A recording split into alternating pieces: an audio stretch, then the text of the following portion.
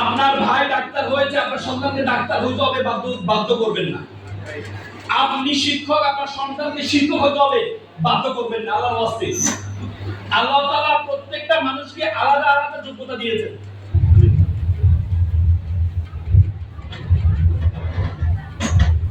আল্লাহ তাআলা প্রত্যেকটা মানুষকে আলাদা আলাদা যোগ্যতা দিয়েছেন।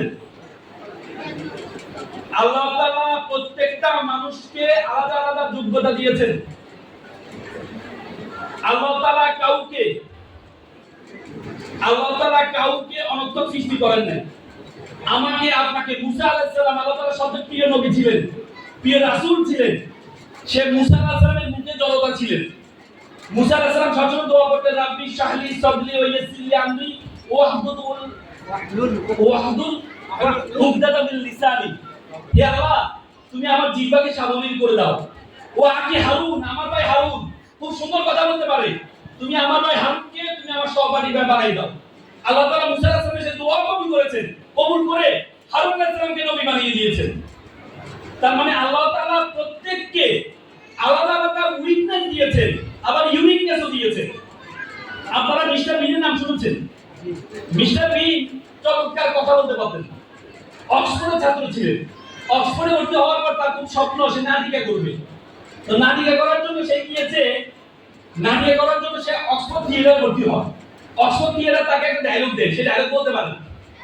তো না, অক্সফোর্ড থিয়েটার তাকে বের করে দেয়, বলছে তুমি যদি ডায়লগ বলতে পারো না তোমাকে রেখে লাভ নেই। পরবর্তীতে সে বের হয়ে চিন্তা করেছে, আমি ডায়লগ দিতে পারি নাই, কিন্তু আমি এমন অভিনয় আবিষ্কার করব, এমন অভিনয় আমি করব যেটা দিয়ে পুরো বিশ্ব আমাকে চিনবে।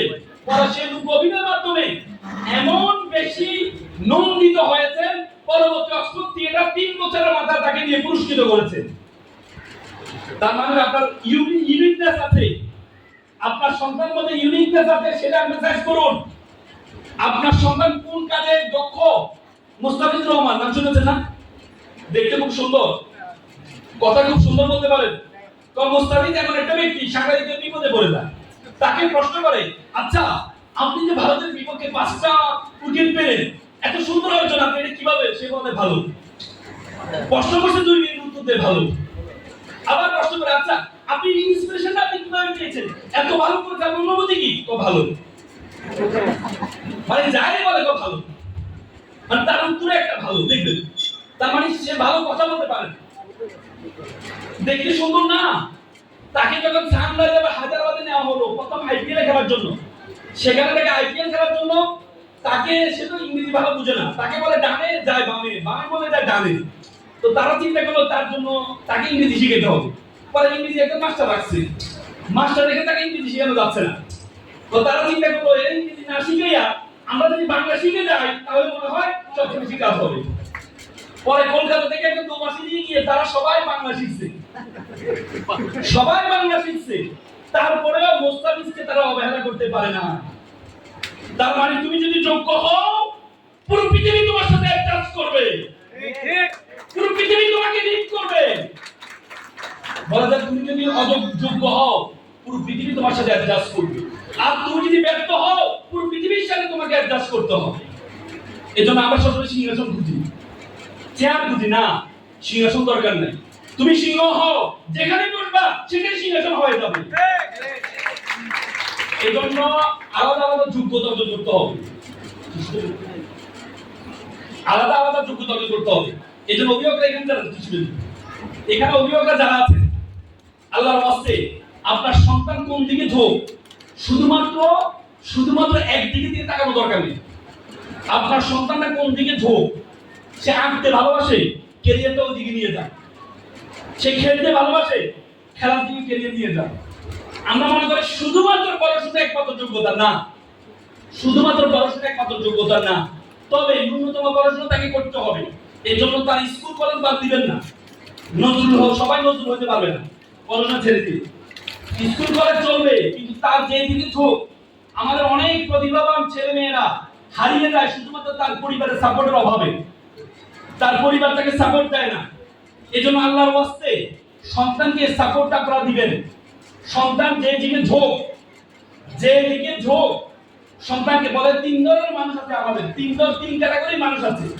একটা হচ্ছে টুরিস্ট মেন্টালিটি, একটা হচ্ছে পিজনার মেন্টালিটি, আর একটা প্যাশনেট মেন্টালিটি। পিজনার মেন্টালিটি মানে জেলখানার মেন্টালিটি। জেলখানার মেন্টালিটি মানে মা বাবা বলছে তোমাকে এটা করতেই হবে, জেলখানার মনে করে তুমি সেটা করতে যাও, তাদের সফলতা হার মাত্র 5%। পিজনার মেন্টালিটি বলে এক চোরকে বলে চোর তুই এত মাইর কেমনে খাস, তো বেঁধে মারলে সবাই খেতে পারে। মানে পিজনার মেন্টালিটি সফলতার হার মাত্র 5%।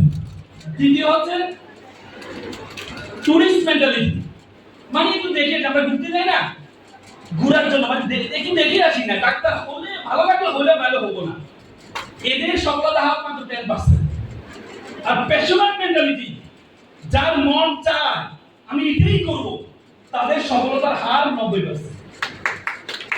তার মানে তোমার মন কি চায়, তোমার মনকে তুমি জিজ্ঞেস করবা তোমার মন কি চায়।